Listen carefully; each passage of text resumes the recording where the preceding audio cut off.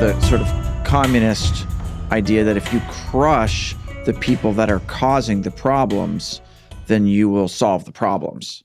That's the intrinsic communist idea. That's right. Is that the communist political, so the American experiment is open-ended. They're not other than the Republican form of government, they're not saying how we're going to end up with a more perfect union, but they do say, justice and so on are these tools. The communists believe that communism is the correct answer, period. So it is not possible that the communism is wrong. It's only possible that the communism is being sabotaged by class enemies. It's by people who are, as you said, doing the wrong thing. And so when you read Lenin about the dictatorship of the proletariat, and he draws his view, which is not necessary. Marx and Engels weren't exactly consistent across all of their writings, but he draws his views directly from primarily Engels, but also partly Marx on what he calls the dictatorship of the proletariat. Lenin is absolutely clear. You can read it for yourself. It's in State and Revolution. It's not that long. But the first chapter is really all you have to read here too. He's absolutely clear that the point of the dictatorship of the proletariat is to destroy the bourgeoisie. That's it. That's the whole point. The dictatorship of the proletariat, meaning his band of thugs, is going to represent the entire proletariat cause, and that its entire purpose it's a dictatorship. It's not even to govern.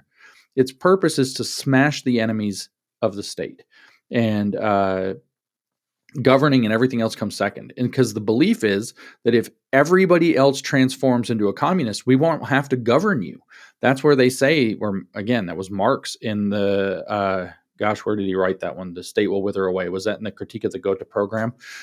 So he writes that, the state will wither away of its own accord. Well, Lenin gives an entire chapter in State and Revolution to that. What does it mean that the state will wither away of its own accord? And what it means is that when everybody's actually fully communist, we won't need to govern you. There's no need to govern people who have already got it figured out, who are already governing themselves, but they're all going to have to be communists. They don't get to choose what they're going to be. They're all going to be communists. But when they all are, we won't have to govern you, which P.S., not to open a can of worms, but that's the same model as Islam. When everybody believes the exact same version of Islam, and they have the perfect Islam means submission to Allah, then they won't really need to be governed anymore because, everybody's doing it perfectly as already. Well, the idea here is that that'll wither away because everybody's communist. So if there's still the need for governance, and the entire chapter in State and Revolution talks about what the state actually is and what it's for. The state exists to maintain or to destroy class society. That's what Lenin says about the state. So the socialist state exists to destroy class society, and the bourgeois state exists to maintain class society. So if you are not obtaining the communist utopia where everybody fully believes it, that means you've got to find the people who don't fully believe it and destroy them. Whereas the American, again, totally different experiment. The American view was, we're going to let you believe what you want. We're going to let you own what you have and what you can get. We're going to let you trade according to your own views, your own desires. If you want to grow an apple tree and keep all your apples, that's your business. And if you want to let them rot, that's your business. And if you want to sell them to your neighbor, that's your business. If you want to give them to your neighbor, that's your business.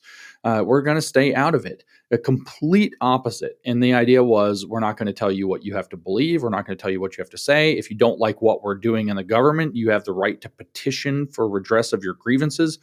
Try that in a communist country. Try that in a fascist country. Go tell the fascist government you don't like what they're doing. See what happens to you.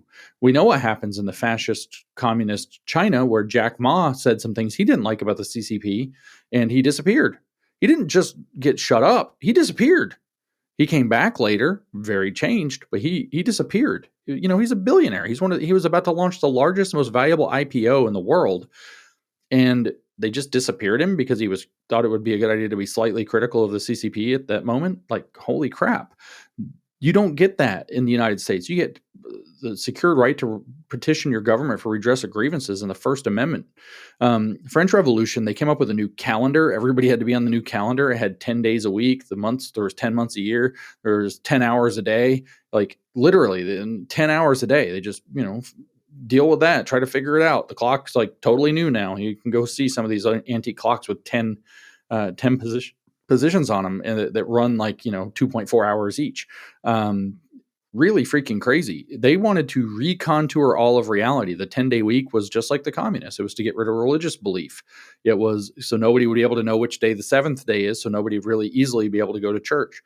They had the whole complete transformation. You were going to believe what the Jacobins as the state said you were going to believe.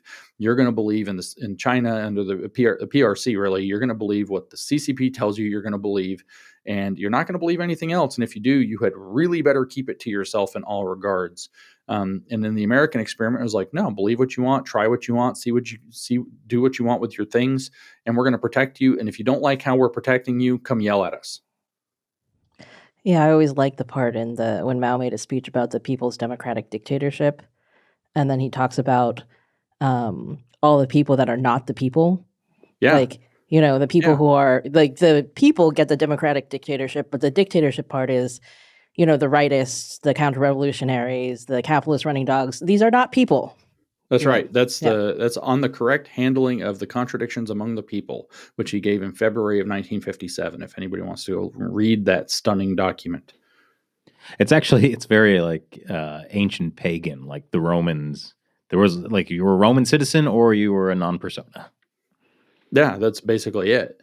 And as you mentioned that speech, that's what literally Mao says in there. He doesn't just say, he does literally say that there's the people and then there's the enemies of the people, the non-people. But he also says explicitly in there that to have a wrong political orientation, it's a direct quote from this particular translation, to have a wrong political orientation is like not having a soul.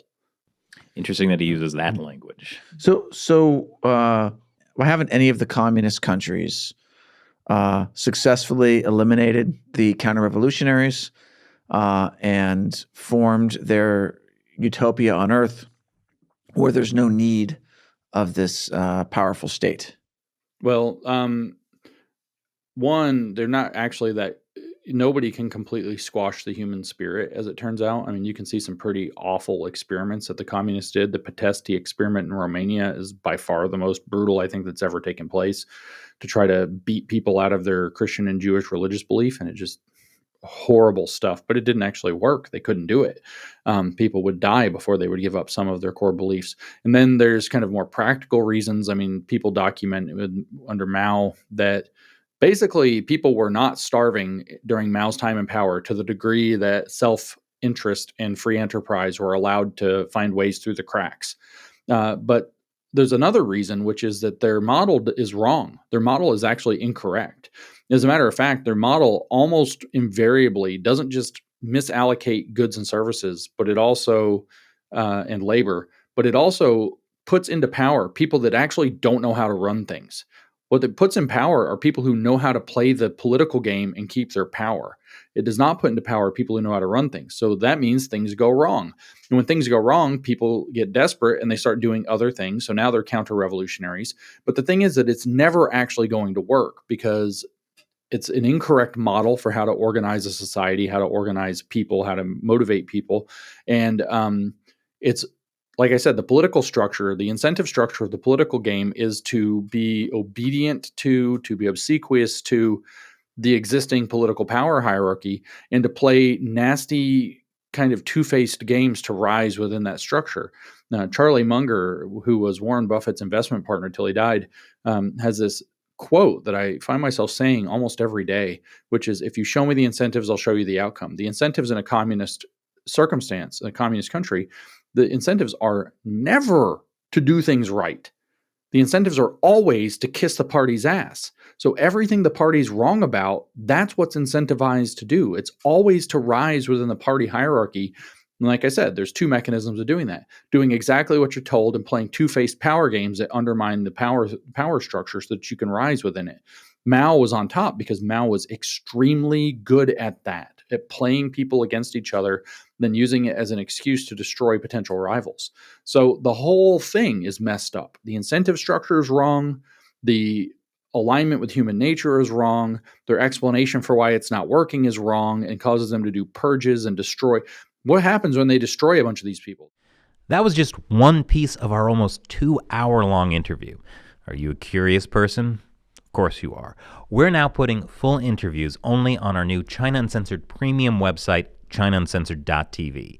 Your subscription helps support the show and gives you access to tons of amazing content. Click the link below to check it out.